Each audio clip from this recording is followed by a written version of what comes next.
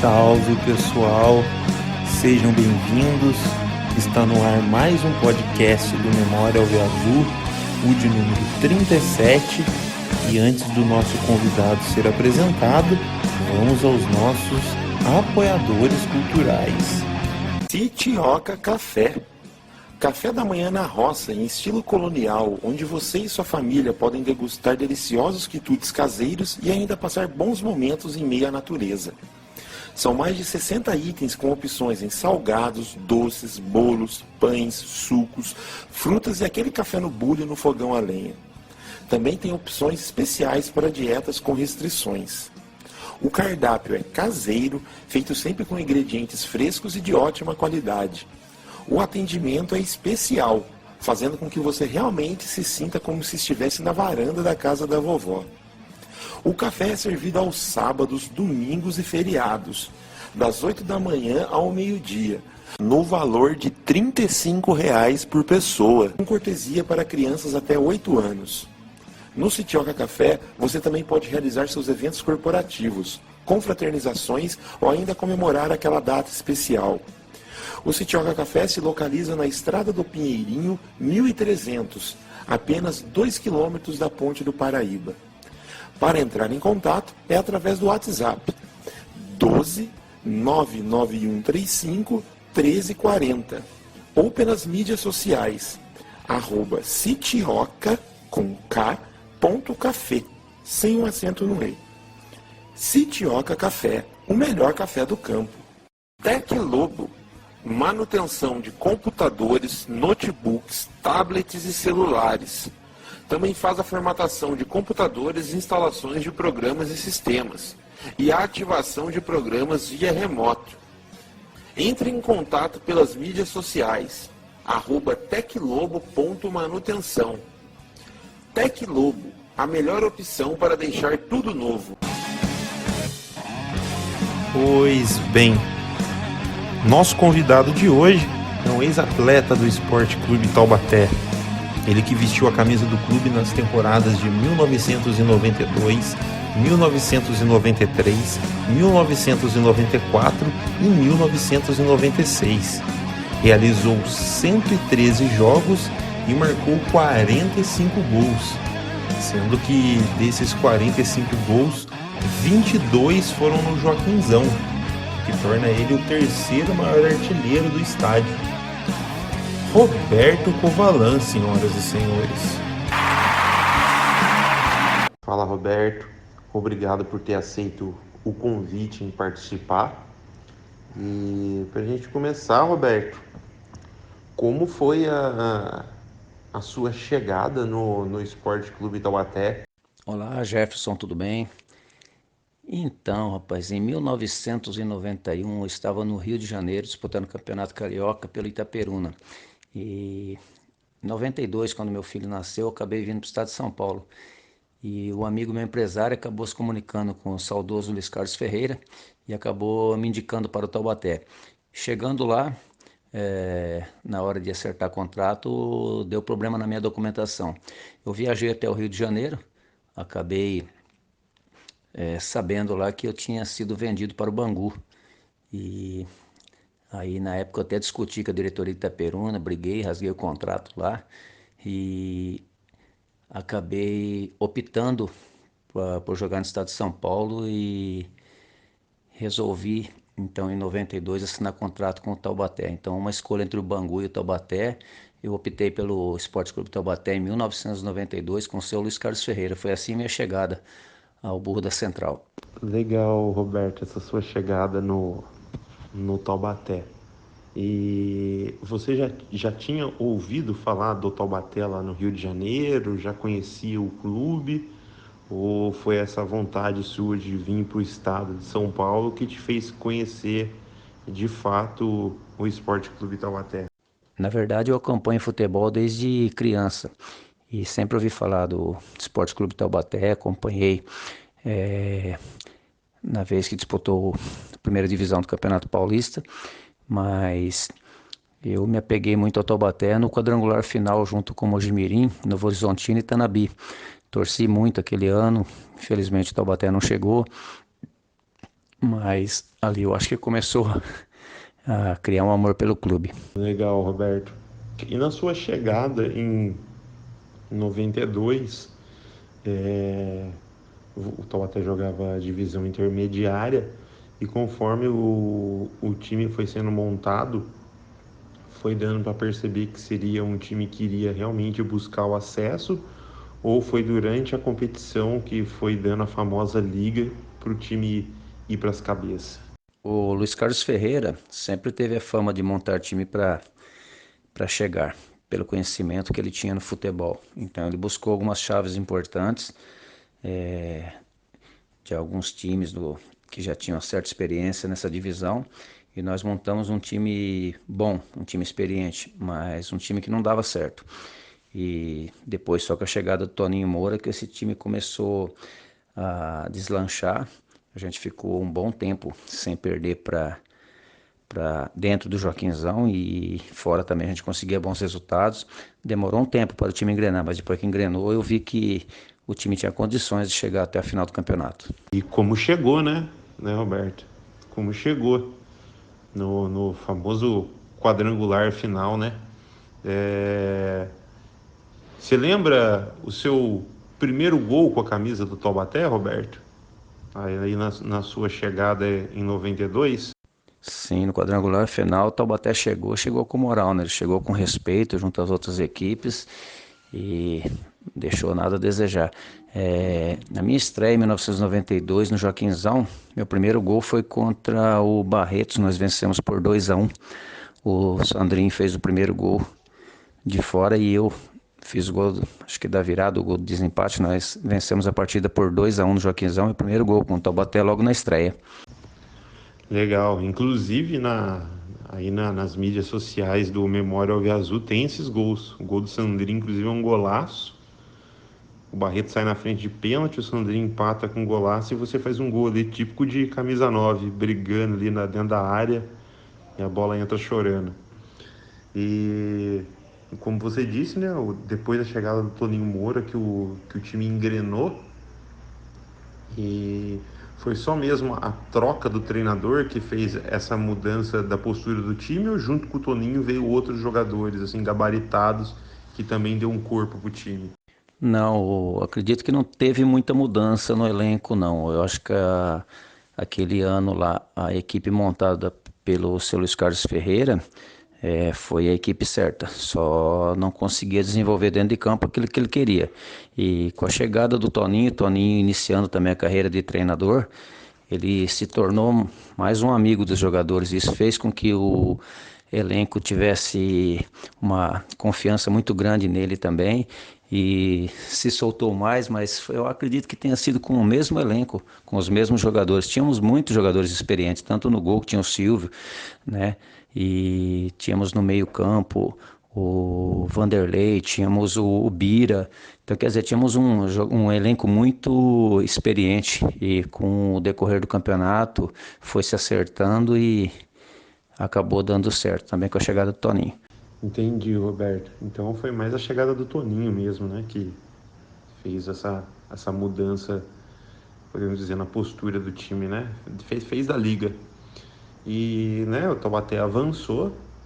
Tem um jogo clássico desse campeonato que classificou o Taubaté para o quadrangular final, que o Taubaté amassou a Jalecense em casa. Também tem os gols aí no Memória Alviazul, 3-0.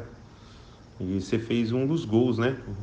Na verdade, você fez dois gols, se não estiver enganado, o primeiro e o terceiro. O primeiro, eu queria que você falasse do primeiro, que ele é curioso, cara. Que o cara recua pro goleiro, o goleiro não sai do gol, fica naquela, sai, não sai, né? Era outros tempos, hoje em dia os goleiros jogam quase como líbero, né? Mas naquela época o goleiro não tinha o costume de sair muito da área. E você deu ali um pique ali, chegou antes do goleiro na bola e fez o gol. E gostaria que você falasse desse gol, você visualizou que você chegaria antes, como que foi?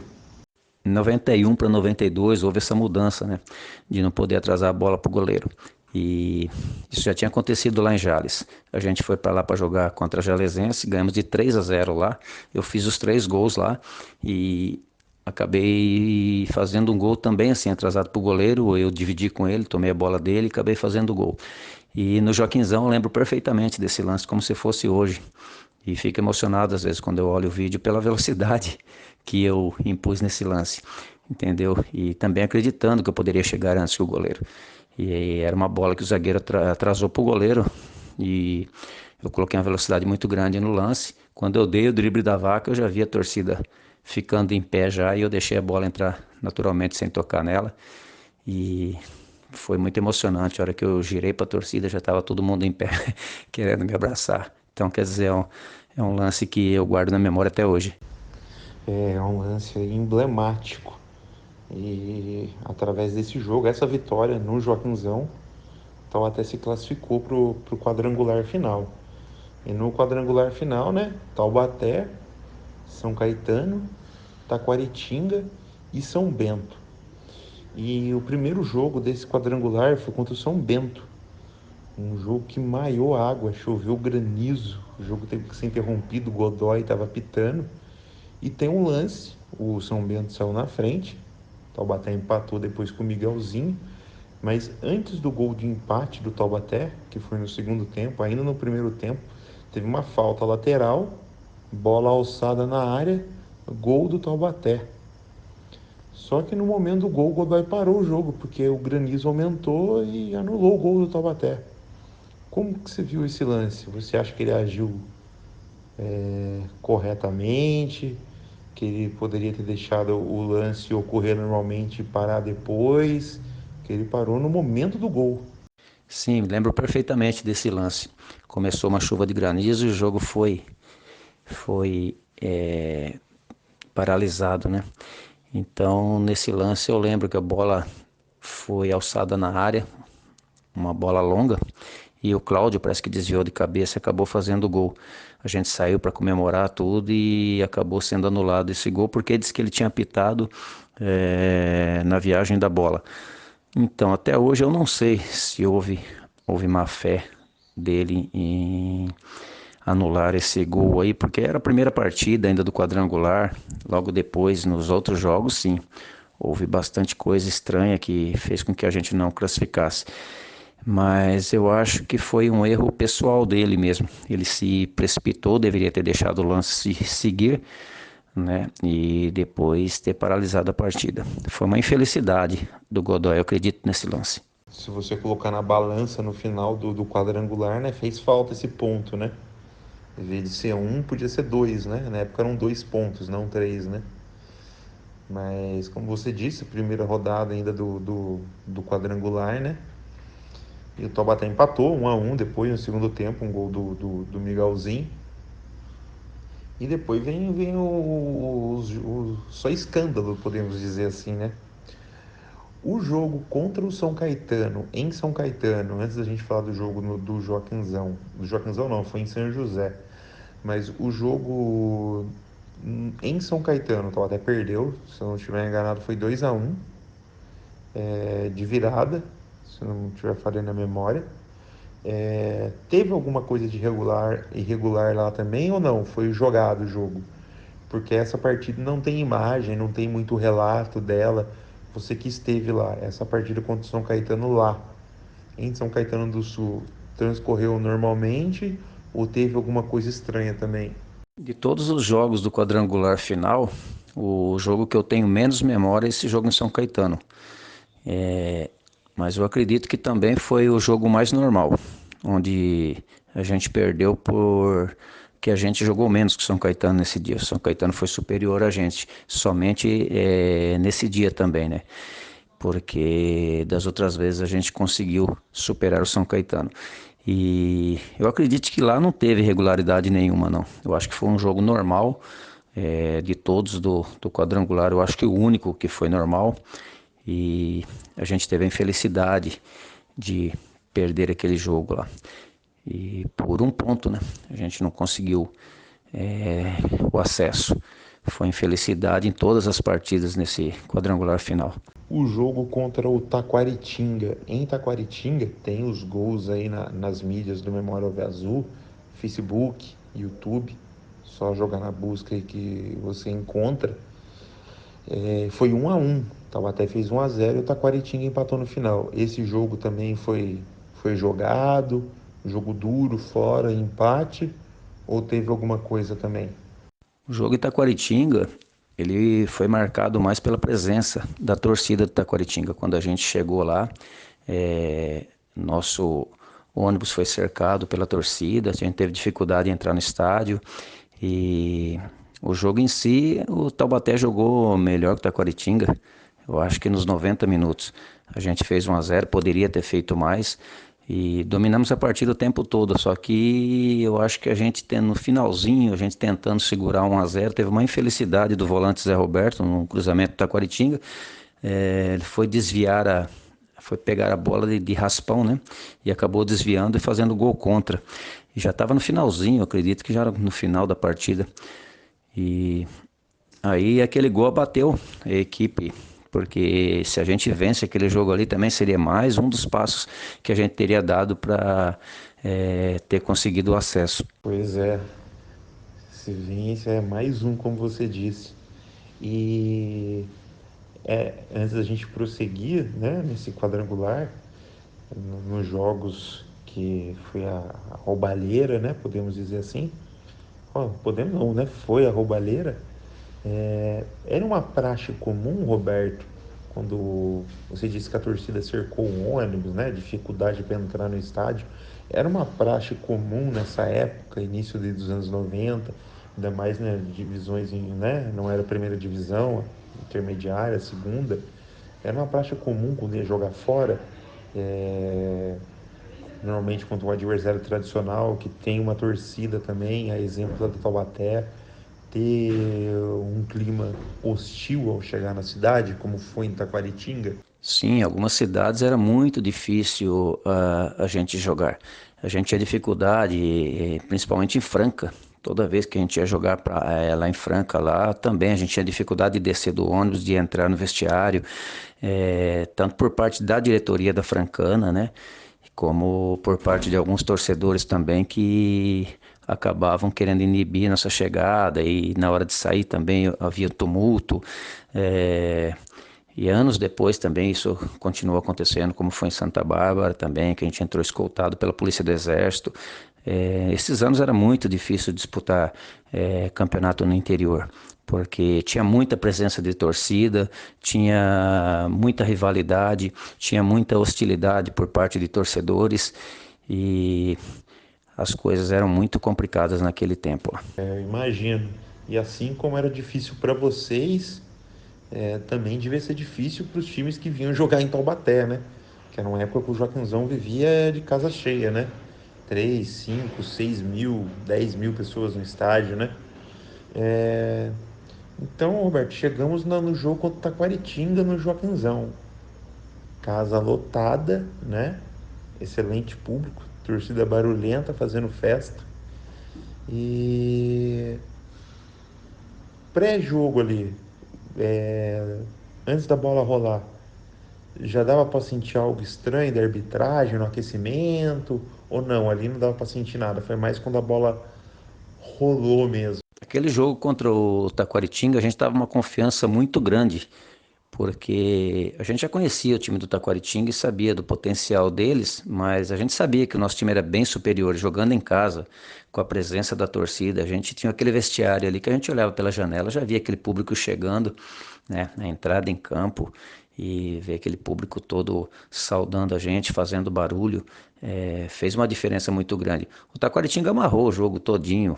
Eu acredito que a gente foi bem superior. Vocês têm a imagem daquele jogo e o problema é que ninguém imaginava, né, o que ia acontecer lá.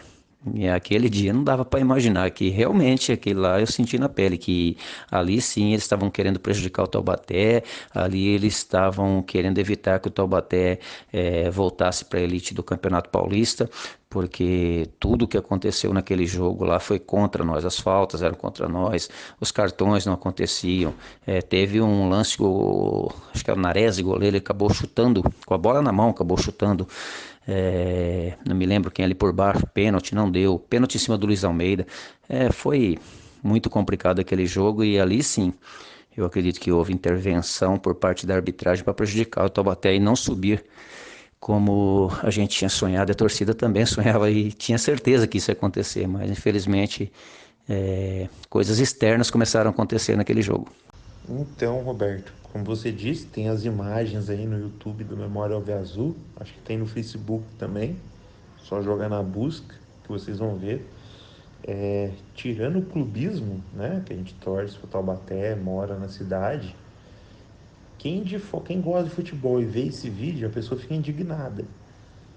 Porque, como você falou, o pênalti no Luiz Almeida é muito pênalti, é aquele pênalti com P maiúsculo. Tem um lance que o. Não, agora não vou me recordar qual jogo, um bate-rebate na área. O jogador do Taubaté, acho que é você mesmo, tá meio que de joelho. E o jogador do Taquaritinga tira com a mão. Além de tirar com a mão, ele tava dentro do gol. Foi gol e pênalti. Tá bom, se o cara não quisesse dar o gol, tinha que dar o pênalti. Não deu. O goleiro dos caras dá um soco na cabeça de um jogador nosso dentro da área. E ele expulsa o goleiro, mas se ele deu o soco, tem que dar o pênalti. É muito. O Taubaté foi muito prejudicado. Daí acabou gerando uma revolta na torcida, o que não é legal, a gente é contra atos de violência, né? Mas a torcida se revoltou, invadiu o campo e foi cenas lamentáveis daí. Ele só não aconteceu algo pior com o árbitro Edmundo Lima Filho, né? Por causa que a polícia protegeu ali, com os pastores alemães ele protegeu ele como tem que ser, né? Fez o serviço deles. Mas se não é a polícia ali, ele podia até ter morrido ali, porque foi um negócio descarado, né, Roberto? Sim, me lembro desse lance perfeitamente. Toque para dentro do gol ali, a bola ultrapassou a linha e foi retirado com a mão. O, o árbitro fez vista grossa, o bandeira não fingiu que não viu, entendeu? Então, tipo assim, eu acredito que naquela partida ali a gente vencesse por 3-1 não seria nada anormal, seria um placar mais do que justo.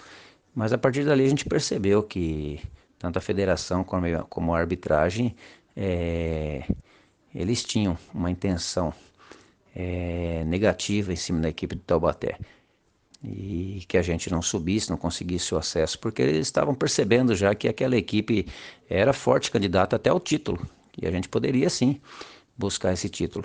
Mas infelizmente tudo aconteceu e a gente fica triste até hoje por não ter dado essa felicidade para a torcida. Mas a gente fez a nossa parte dentro de campo, a equipe foi uma equipe guerreira, foi uma equipe que batalhou, principalmente nesse quadrangular todinho, mas infelizmente pela arbitragem a gente ficou pelo caminho. Pois é, Roberto, infelizmente por forças extracampo o time acabou não subindo, né? E pra gente fechar esse assunto de 92, depois o Taubaté joga contra o São Caetano em São José, ele perde o mando de campo, né?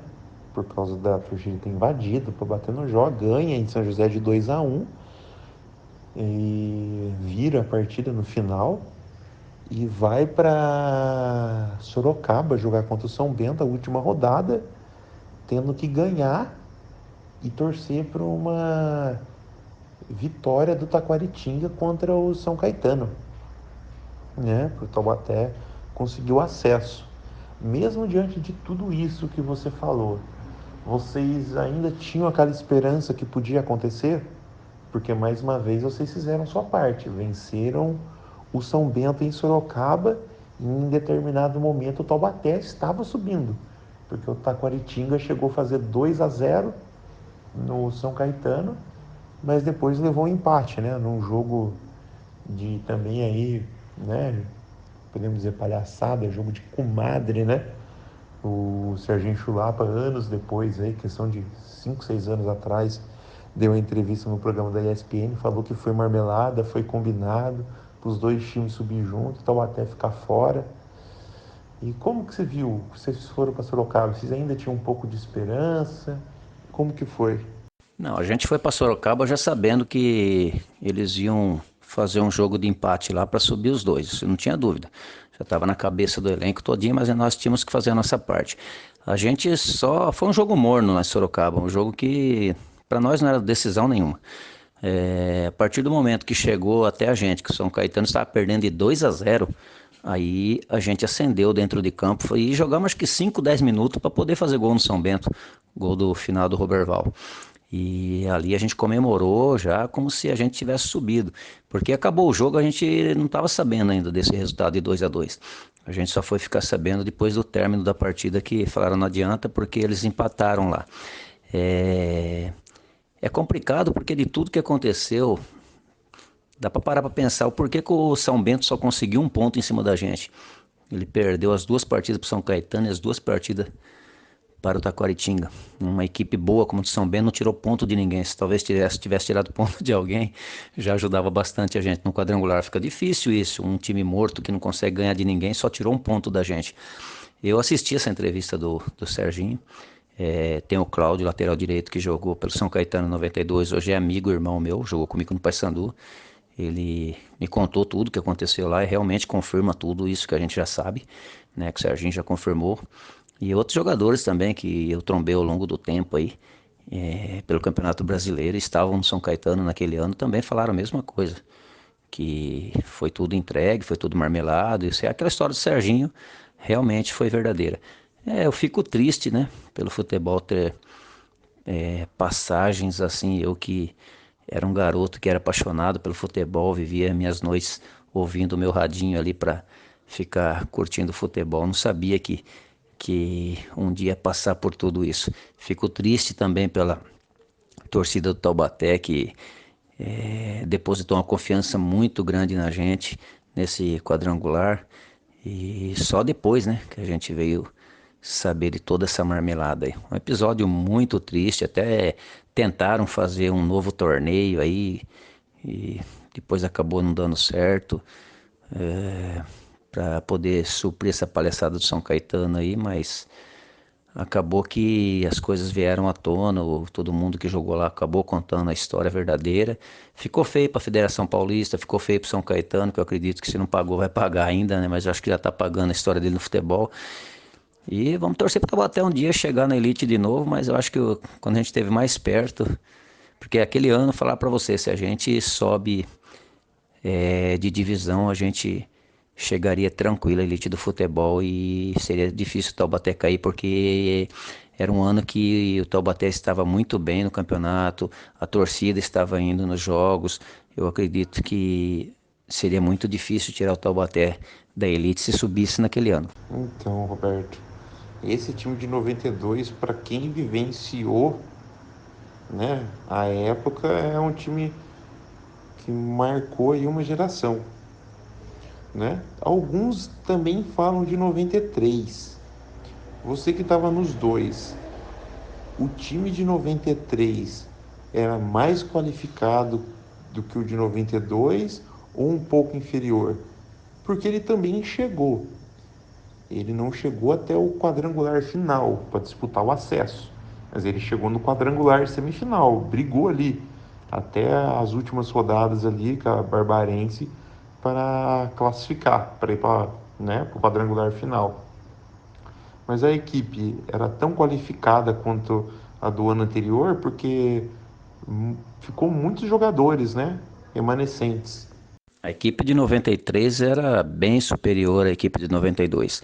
O que nós tínhamos na equipe de 92 eram jogadores experientes, com garra, com determinação e um campeonato longo, né, que houve prazo e tempo para uma recuperação. Mas a equipe de 93 era uma equipe que fora do sério. Chegou Antônio Carlos, ponta esquerda, que teve passagem pelo Quinjaú, seleção brasileira, tudo. Teve o Fred junto com o Preta no meio de campo ali, que era fácil jogar com os dois, entendeu? A gente tinha mesclagem aí de alguns jogadores do clube que subiram. Tinha o Alexandre já com uma certa experiência, chegando de volante ali para nós, que era um garoto que estava subindo do Júnior. Era uma equipe de toque de bola, uma equipe técnica, é uma equipe bem superior à equipe de 92. Uma equipe que dava gosto de jogar, equipe que dava gosto de ver jogar. Tanto é que em situações aí que a gente estava adverso, ninguém ficava nervoso, botava a bola no chão, tocava e conseguia os resultados naturalmente pela técnica que essa equipe tinha. E Roberto, e né, aí como você bem disse, a equipe de 93 era melhor, bem melhor, né? E o que faltou? Teve interferência externa também, azar, que o Taubaté ele parou naquele jogo contra a Barbarense em Santa Bárbara do Oeste, né? Mas até chegar esse jogo faltou alguma coisa e também sinta-se à vontade aí para falar sobre esse jogo aí que foi repleto de confusão. Você fez o gol do Taubaté, né? E depois você quase virou o jogo, né? O jogador da Barbarense tirou a bola meio ali em cima da linha. Esse jogo foi muita confusão, pressão da torcida, né? Confusão entre os jogadores. Esse jogo em Santa Bárbara foi um jogo atípico. A gente saiu de Taubaté determinado a empatar, porque segundo o que foi passado para a gente, a diretoria, por parte da diretoria, é que o empate classificaria a gente. Então o Toninho Moura armou um time comigo só na frente, os 4, 5 jogadores no meio campo, e fomos para Santa Bárbara. Chegando lá, uma recepção calorosa da torcida, né? Tivemos que nos trocar no hotel, fomos de ônibus trocado, descemos, foi feita uma corrente para a gente entrar no estádio por parte da polícia. Levamos tapa, cusparada, jogaram objetos na gente. Isso só fortaleceu aquela equipe. E no vestiário a gente falou, não vamos aquecer aqui não, vamos aquecer lá dentro do campo. Vamos enfrentar essa torcida agora. E eu nunca vi o estado da Barbarense tão cheio igual aquele dia. Tinha gente trepado no alambrado que não tinha lugar mais para sentar. E a gente começou a aquecer ali, bater boca com a torcida. O Martorelli ficou nervoso, acabou dando um chute, chutando a bola na torcida. E quando começou o jogo, eles fizeram 1-0, aí o Caldeirão estourou, né? Mas nossa equipe era muito tranquila, muito sossegada e aí a gente chegou no intervalo, pedimos pro Toninho Moura se retirar e a gente chegou na conclusão que a gente ia modificar o esquema tático. Aí eu, Antônio Carlos, o Fred, o Preta, resolvemos o seguinte, ó, fica o Roberto com o Antônio Carlos na frente e nós vamos fazer o meio campo aqui. Deu certo. Nós modificamos o esquema tático, conseguimos empatar, só não fizemos 2-1 porque foi tirada aquela bola em cima da linha. Terminou o jogo, a gente achou que estava tudo certo, nós tínhamos classificado porque é o que a diretoria tinha passado para a gente. Saímos de lá de Camburão, houve tiroteio, né? Entre a polícia e alguns torcedores, tiros para cima. E depois veio a decepção, né? Que a gente ficou sabendo que aquele 1-1 não interessava pra gente, que a gente não teria se classificado, que a gente teria que vencer. Até hoje eu não entendi o regulamento, entendeu? Não consegui assimilar o porquê que foi passado pra gente que o empate bastaria, né? E a gente foi e a gente lutou. E eu acredito que aquela equipe era muito técnica, uma equipe muito boa, tinha total capacidade de vencer aquela partida. Jogamos bem, foi uma das melhores partidas que eu fiz pelo Esporte Clube Taubaté, mas infelizmente o 1-1 fez com que a gente deixasse o campeonato. Pois é, Roberto. Cenas lamentáveis aí em Santa Bárbara do Oeste. Infelizmente, o Taubaté acabou eliminado, né? Como você disse, com um time bem superior ao o ano anterior, onde o time, por forças externas, acabou não subindo. E tem uma outra passagem com a própria Barbarense, só que daí no ano de 96, qual a gente já até fez um vídeo a respeito, tá aí no Memória Alve Azul também, que daí você viveu uma situação oposta, né? 92 e 93 brigando para subir, aí teve 94 que o Taubaté foi premiado e foi para 3, sem, né, rolou a divisão o formato que é hoje, a 1, a 2, a 3, e o Taubaté acabou indo para 3, né? E só que daí teve 96, cara, que você jogou no Taubaté e acabou brigando para não cair, uma situação totalmente oposta. E tem um jogo decisivo já na reta final contra o rebaixamento, Taubaté e Barbarense no Joaquinzão. 2-1 pro Taubaté, com 2 gols já na reta final. E você fez os gols. O que você se recorda dessa partida, dos gols, do alívio, né? Que não foi o jogo que o Taubaté escapou, mas ele foi fundamental para escapar, porque era um confronto direto. Esse ano de 1996 foi um ano totalmente inverso. Eu voltei para o Taubaté vindo de uma contusão que eu sofri no Atlético do Paraná. Tinha uma passagem pelo Juventus também com contusão. Acabei voltando para o Taubaté. Chegando lá, contratação que houve foi a minha, do Paulo César e do Barros. O resto pegou a garotada da base e colocou lá para jogar, né? Então, tipo assim, foi um ano que a gente teve muita responsabilidade e a gente não tinha experiência nenhuma, porque apenas 3 jogadores experientes numa divisão dessa não seria necessário para suprir tudo aquilo que o campeonato pedia. Esse jogo aí foi fundamental, porque eu estava desacreditado, machucado, né? O Mauro Mânica foi lá, pediu para mim que eu não precisava nem treinar durante a semana, que eu apenas fizesse um treinamento técnico no sábado, eu já poderia ir para o jogo. E foram nas últimas 3 partidas finais, eu acredito que eu fiz 5 gols, né? E a gente acabou não caindo, não só nesse jogo, como foi essencial também o jogo de Mirassol e o jogo em São Caetano, né? As 3 partidas aí que a gente deu a volta por cima, se superou, e onde que nessas 3 partidas eu pude dar o melhor também, fazer os gols necessários, e graças a Deus, a gente não deixou o Taubaté cair. Foi importante para os anos seguintes, né? Porque não foi uma grande conquista daquela equipe de 96, mas deixou uma base para que em 96 o Taubaté pudesse, 97, né? O Taubaté pudesse se reestruturar e voltar a se reerguer, e nos anos posteriores conseguiu chegar ao título. Com certeza ajudou muito, Roberto. E estamos chegando aqui na parte final, Roberto. Aproveitar para agradecer novamente você ter aceito o convite. Não é a primeira vez que você colabora aqui com Memória Alviazul.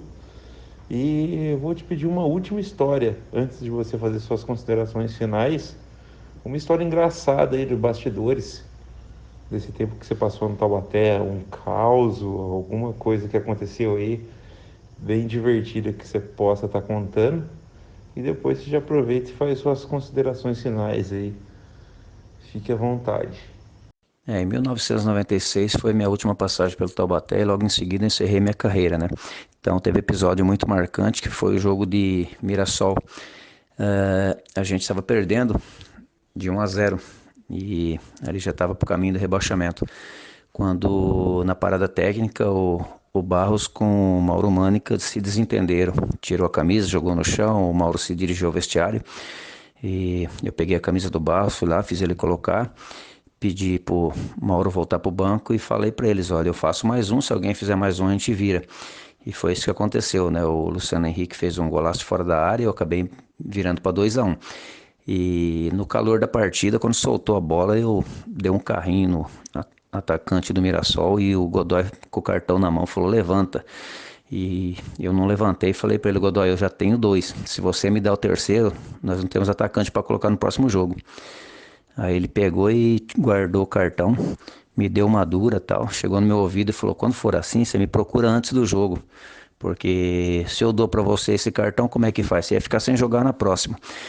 E graças a Deus, ali com essa conversa, o Godoy não me deu o cartão, a gente foi para São Caetano e junto com a equipe, junto com aquele jogo da Barbarense, foi a minha melhor partida pelo Taubaté, acredito que a de São Caetano foi até a melhor. Ganhamos lá, né? E tivemos que voltar à noite para terminar o jogo, mas nós ganhamos de 2-0. E eu fiz um gol, o Rodinei fez outro, foi minha melhor partida pelo Taubaté e ali eu encerrei minha carreira no Taubaté e minha carreira no futebol. E graças a Deus sei que a cabeça erguida do clube. Então tenho muito que agradecer ao Taubaté, foram 4 anos que eu tive aí. Os gols que eu fiz, graças a Deus, ficaram marcados até hoje na história do clube e na memória do torcedor. Até hoje sou reconhecido na cidade e reconhecido pelos torcedores. Agradeço muito ao Taubaté por tudo que fez por mim. E a gente só fica com boas lembranças de tudo que a gente levou do Taubaté. Então, muito obrigado, Esporte Clube Taubaté. Obrigado a vocês por estar lembrando da gente. Obrigado a todo mundo aí que ainda guarda a gente no coração. Um abraço. É isso, pessoal. Esse foi o Roberto Covalan, grande atacante do Esporte Clube Taubaté da década de 1990. Quem gostou, compartilhe, envie aí no grupo da família, dos amigos. E até a próxima. Fui!